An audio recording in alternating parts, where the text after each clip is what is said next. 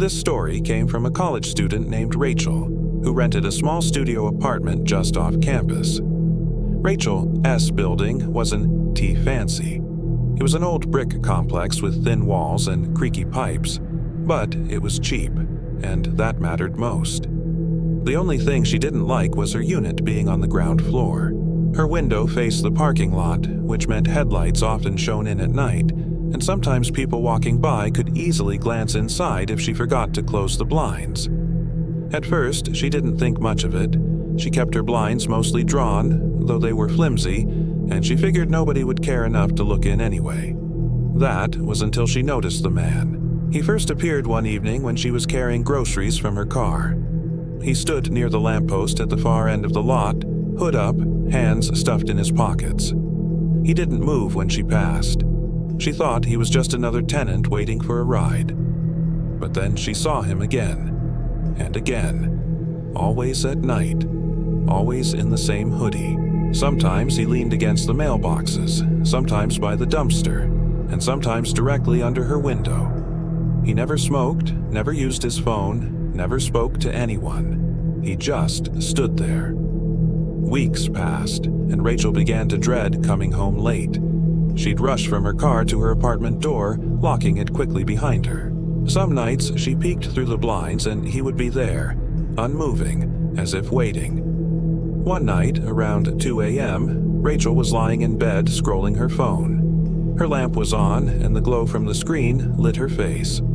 That's when she felt it, that prickling sense of being watched. She looked toward the window. The blinds were shut, but she could make out a silhouette through the thin slats. A head, shoulders. Someone was standing right outside, pressed close against the glass. Her stomach dropped.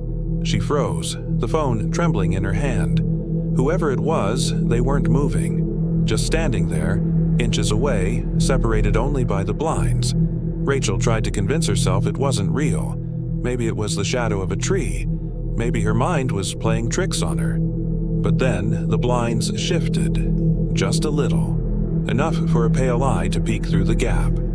Her breath caught in her throat. She screamed, fumbling for her phone and dialing 911. When the dispatcher answered, Rachel's voice shook as she explained someone was at her window. The operator told her to stay calm, stay on the line, and stay away from the glass. Officers were on their way, but the eye didn't move. It just stayed there, staring in. Rachel turned off her lamp, plunging the room into darkness. For a moment, she thought it had worked. She couldn't see the silhouette anymore. She crouched in the corner, whispering to the dispatcher, her heart hammering. Then came the sound, a slow, deliberate tapping on the glass. Tap, tap, tap. A pause, then again. Tap, tap, tap. Rachel realized with horror that it wasn't random. The taps were spaced out, rhythmic, almost like they were trying to form a pattern. 3 taps, pause. 2 taps, pause. 3 taps again. She pressed her hand over her mouth to stifle her breathing. "He's still there," she whispered to the dispatcher, tears welling in her eyes. "He's right outside my window." Minutes dragged on. The tapping stopped, but she could still feel his presence, heavy and suffocating, just beyond the blinds. She was sure if she moved, he would see it. Finally, red and blue lights swept across her wall. The dispatcher told her officers had arrived. Rachel dared to peek. The window was empty. Whoever had been there was gone. Police searched the lot, checked the dumpsters, and even walked the nearby street, but they found no one. They told Rachel it was probably just a trespasser messing around, maybe someone drunk or unstable. They suggested better blinds, stronger locks. She nodded, though her hands still shook. When the officers left, she finally felt safe enough to breathe again. She collapsed onto her bed, exhausted, and somehow managed to sleep. The next morning, sunlight poured into her apartment. She hesitated before approaching the window. Finally, she lifted the blinds, bracing herself for what she might see. The lot was empty, the morning calm. But on the glass, faintly visible where condensation had gathered overnight, were words smeared by a finger. It said, "I can see you." This story came from a man named Kevin, who lived in a quiet suburban neighborhood with his wife and their 2 kids. Kevin had never been the paranoid type. He worked long hours as a mechanic, and when he came home, all he wanted was dinner, a shower, and a few hours of sleep. Their house had big windows facing the backyard, and his wife often reminded him to close the blinds at night, but Kevin never thought much of it. "Who's going to be looking in anyway?" he'd joke. One Saturday evening, after putting the kids to bed, Kevin stayed up late in the living room watching TV. The blinds on the big back window were half open, and he could see the yard stretching out into the darkness. The glow of the screen made it harder to see outside, but something about the way the shadows shifted kept catching his eye. At first, he thought it was just the wind moving the branches, but then he noticed it again, a darker outline, too solid to be a shadow, standing still in the yard. He muted the TV, leaning forward. His heart began to thump in his chest.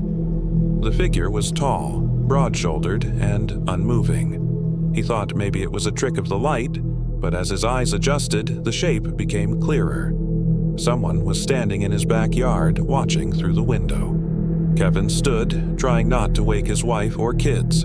He moved to the kitchen where the phone was, and picked it up with trembling hands.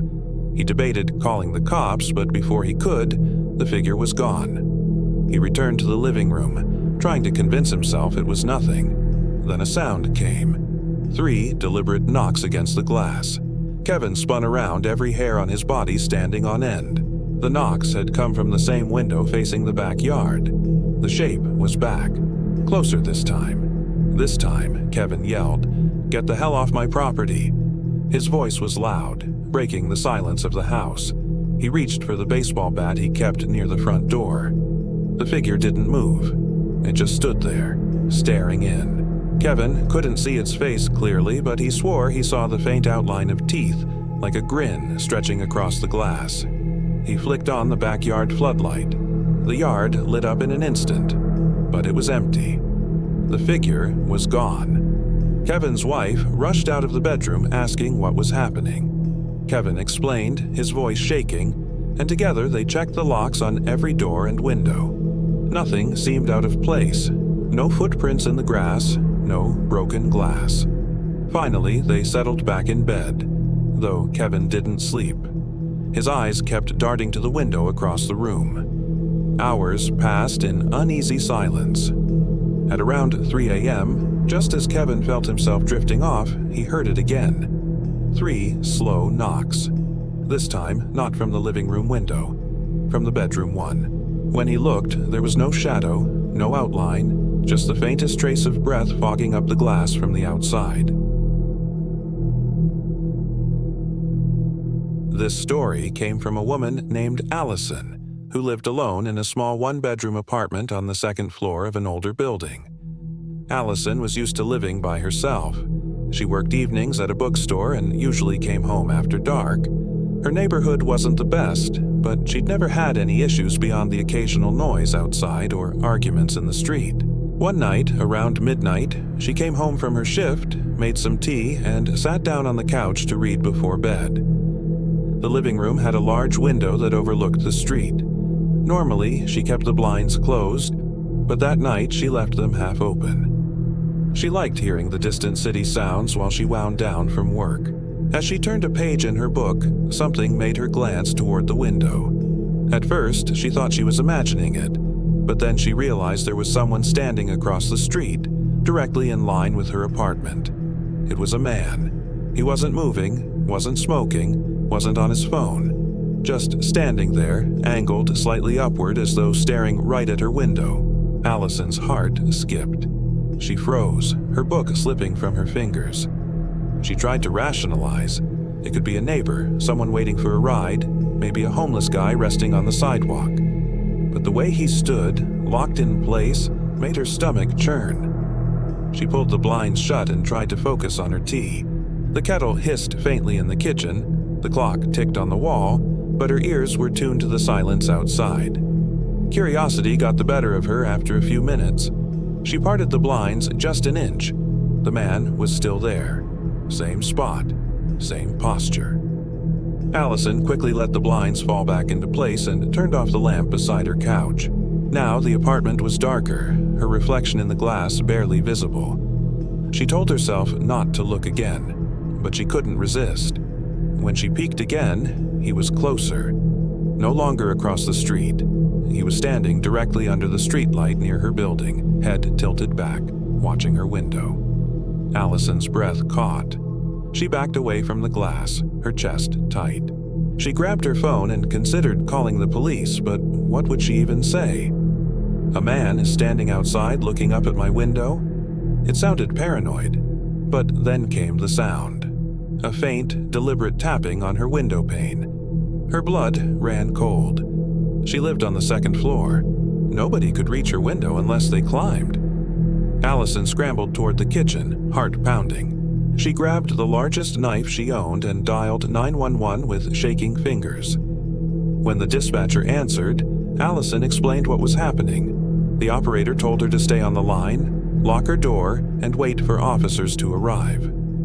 She crept back into the living room, every step careful, and forced herself to peek through the blinds one last time.